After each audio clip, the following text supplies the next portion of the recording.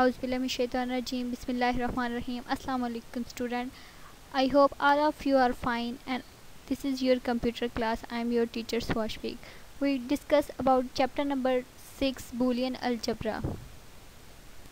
जैसा कि हम पहले भी अपना चैप्टर पीछे से डिस्कस करते आ रहे हैं, तो इसलिए हमारा आज का टॉपिक है min term and max term. Min term क्या है और मैक्स टर्म क्या है, इस चैप्टर में हम देखेंगे. Firstly, we discuss min term. What is min term? If we have a two Boolean value x and y, then we can form the following four product using variables x, y, x complex, y complex. They are called standard product or min with two variables. min terms को ही standard product कहते हैं. सबसे पहले हम जानते हैं कि what is standard product. Product का मतलब क्या है? प्रोडक्ट का मतलब है मल्टीप्लाई करना. दो या दो से ज़्यादा वेरिएबल्स को अगर हम मल्टीप्लाई करते हैं तो वो हमारे पास क्या होता है? प्रोडक्ट. मगर मिन टर्म में प्रोडक्ट का मतलब है अगर दो वेरिएबल हमारे पास इन्वॉल्व हैं, यानी कि अगर x और y हैं, तो उनके तमाम पॉसिबल प्रोडक्ट जो होंगे उनको हम क्या बोलेंगे?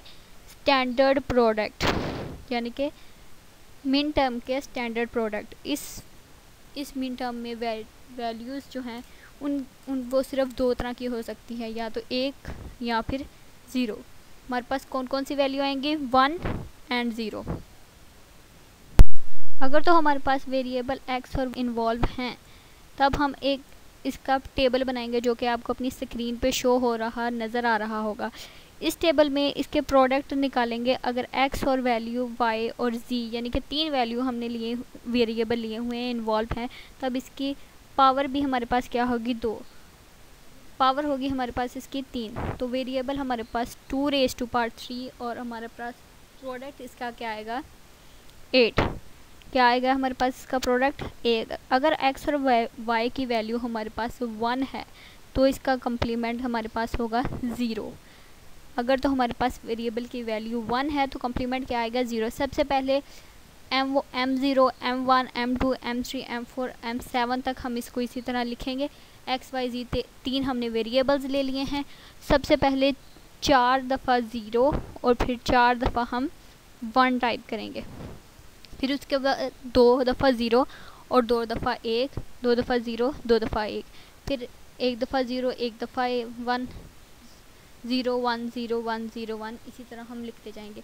इसके जिस तरह हमने सामने हमारे टेबल में मौजूद हमने मिन टर्म निकाली है, इसी तरह हमारे पास इसका मिन टर्म निकल आएगा. इसके बाद हमारे पास आता है मैक्स टर्म. मैक्स टर्म का दूसरा नाम स्टैंडर्ड सम है. मैक्स टर्म को ही स्टैंडर्ड सम कहते हैं. If we have a two boolean variable x and y, then we can form the following four sum using these variables x, y, x complement और y complement.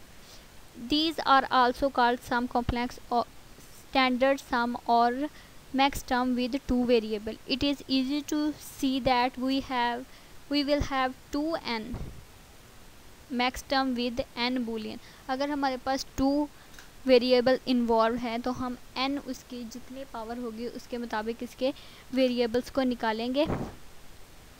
Variables को ही हम निकालेंगे. Max term कहते हैं standard सम को, यानी कि अगर हमारे पास दो या दो से ज़्यादा वेरिएबल्स हों तो इसका जो भी आपस में पॉसिबल कम्बिनेशंस आएंगे, इसके दरमियान एक तो प्लस की वैल्यू लगेगी और दूसरा इसको स्टैंडर्ड सम कहेंगे. जिस तरह हम दूसरे को स्टैंडर्ड प्रोडक्ट कहते थे, उसके दरमियान एक डॉट लगता था क्योंकि वो प्रोडक्ट थे.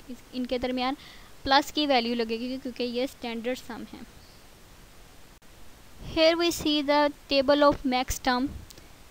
मैक्स टर्म में हमने तीन वेरिएबल्स हमारे पास इन्वॉल्व हो रहे हैं, x, y एंड z. इसमें x and y and z की वैल्यू जो होगी 0 कंसीडर करेंगे तो इनकी वैल्यू कॉम्प्लेक्स में 1 हो जाएगी. अगर तो हमारे पास 0 वैल्यू है तो कॉम्प्लेक्स में वैल्यू इसकी 1 हो जाएगी. लेकिन हमारे पास आपने देखा मिन टर्म में हमारे पास अगर x, y और z की वैल्यू 1 थी तो इसका कॉम्प्लीमेंट 0 आता था. लेकिन यहाँ भी हमारे पास x, y एंड z की वैल्यू 0 है और इसका कॉम्प्लीमेंट हमारे पास 1 आ रहा है. एक तो ये इनमें डिफरेंस है. और दूसरा डिफरेंस ये है कि इनके दोनों के दरमियान सम आएगा और मिन टर्म में हम जैसे पहले बात की प्रोडक्ट यानी कि डॉट लगाते थे, और मिन टर्म को हम स्मॉल एम से डिनोट करते हैं और मैक्स टर्म को हम कैपिटल एम के साथ डोनेट करेंगे। मिन टर्म को स्मॉल एम के साथ और मैक्स टर्म को कैपिटल एम के साथ डोनेट करेंगे।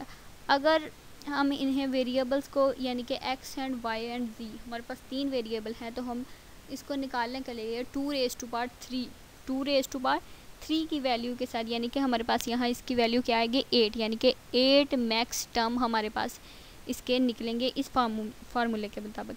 वैल्यू इसी तरह होगी जैसे पहले 4 टाइम 0 टाइप करेंगे, यानी कि 4 टाइम 0 आएगा, फिर आगे 4 टाइम 1 आएगा, और फिर 2 टाइम 0 टेबल में लिखेंगे और नेक्स्ट 2 टाइम ही 1 को लिखेंगे, 2 टाइम 0 2 टाइम 1। उसके बाद जी वाले कॉलम में 1 टाइम 0 फिर 1 टाइम 1, 0 1 0 1 0 1, इसी तरह हम इसको लिखते जाएंगे और हमारे पास M0 M1 M3 up to M7 तक हमारे पास वैल्यू हो जाएंगी। और इसके हम मैक्स टर्म की वैल्यूज़ हम अपनी निकालेंगे, यानी कि एक्स वाई जी को इन्वॉल्व करते हुए एक्स कॉम्प्लीमेंट वाई कॉम्प्लीमेंट और जी कॉम्प्लीमेंट को निकालेंगे टेबल को इस्तेमाल करते हुए। तो ये था हमारे पास मैक्स टर्म और मिन टर्म्स का कॉन्सेप्ट। पिछले लेक्चर्स की तरह जैसे हमने बूलियन अलजेब्रा को डिस्कस किया, इसमें हमने मिन टर्म और मैक्स टर्म को डिस्कस किया। इंशाल्लाह हम अगले लेक्चर में नेक्स्ट लेक्चर आपके साथ आएंगे। अगर किस लेक्चर में किसी किस्म की क्यूरी या क्वेश्चंस कुछ भी कन्फ्यूजन हो तो आप कंसर्न कर सकते हैं, क्वेश्चन कर सकते हैं। इंशाल्लाह मिलते हैं नेक्स्ट लेक्चर में। फ़ी अमानुल्लाह, अपने बुक से इसको केयरफुली पढ़ें। अगर कोई कन्फ्यूजन हो तो आप क्वेश्चन कर सकते हैं। खुदा हाफिज़।